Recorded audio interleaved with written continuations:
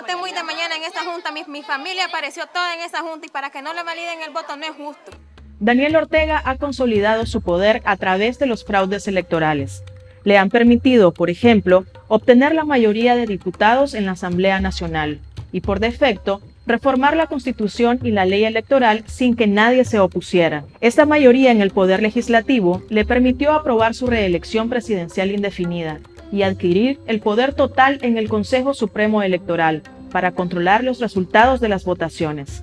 Desde las elecciones municipales de 2008, cuando se denunció un fraude electoral escandaloso, los comicios dejaron de ser competitivos en Nicaragua.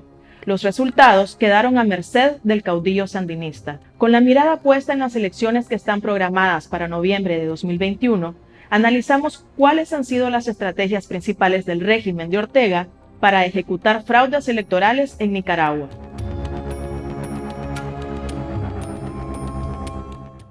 La corrupción del Consejo Supremo Electoral se origina en el Pacto Alemán-Ortega en el año 1998. Sin embargo, Ortega logró el dominio sobre este poder del Estado gracias a Roberto Rivas, una pieza clave en esta institución. Rivas fue el primer sancionado por el gobierno de Estados Unidos en 2017. El Departamento del Tesoro alegó que Rivas trabajó al servicio de Ortega durante más de una década, para negar a los nicaragüenses el derecho a elecciones libres y transparentes.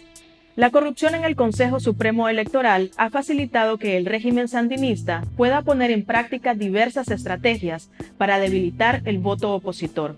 Veamos algunas de ellas.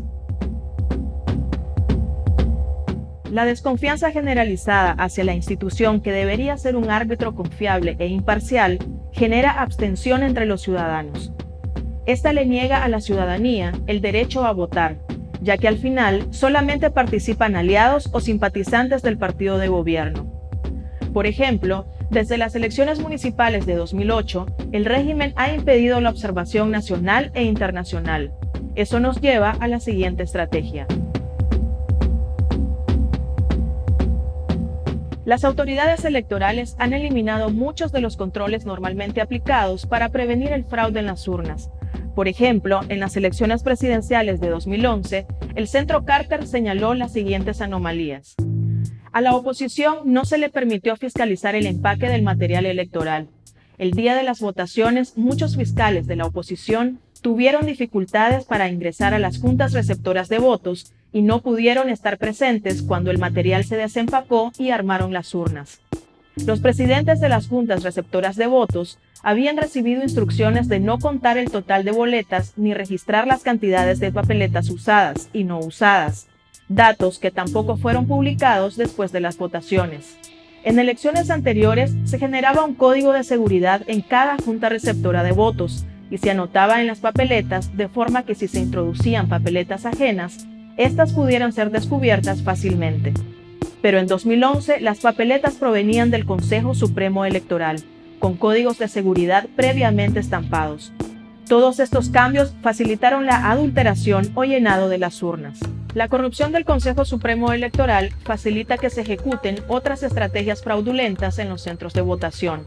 Uno de los mecanismos claves son los llamados clones electorales, en las juntas receptoras de votos al servicio del partido de gobierno. Los clones son miembros del Frente Sandinista que toman el lugar de los miembros de partidos opositores, que ante la falta de presencia en ciertos territorios, no logran llenar todas las juntas y mesas. En las elecciones del 2011, casi no hubo representación de partidos opositores en la composición de las mesas electorales, y la mayoría de los fiscales eran sandinistas. Aquí es donde el régimen consumó el fraude. Los principales mecanismos fueron dos: el ratón loco, que consiste en identificar el voto opositor y alterar la ubicación de sus respectivas juntas receptoras de votos, provocando que al final el ciudadano no encuentre su junta receptora y termine desistiendo de ejercer su derecho. Una práctica aplicada en localidades abiertamente opositoras. El Consejo Supremo Electoral sesgó el padrón y expulsó a personas desencantadas, apáticas y opositoras, que no han querido participar en elecciones autoritarias.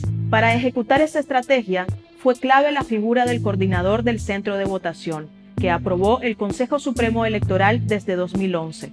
Los coordinadores en los centros de votación eran miembros del Frente Sandinista, a los que tenían que obedecer todos los miembros de las juntas receptoras de votos.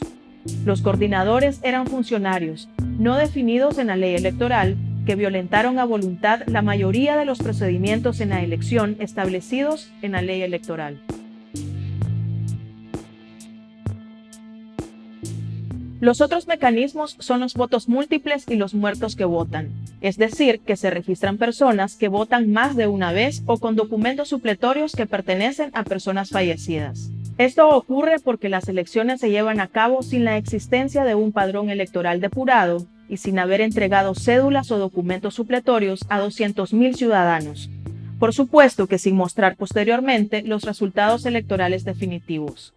Estas condiciones siguen favoreciendo al Frente Sandinista de cara a las próximas elecciones de noviembre de este año, porque todavía no existen reformas a la ley electoral.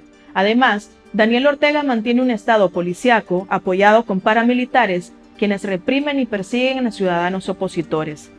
Por esa razón, los expertos consideran que el actual estado de terror conspira para impedir el derecho al voto.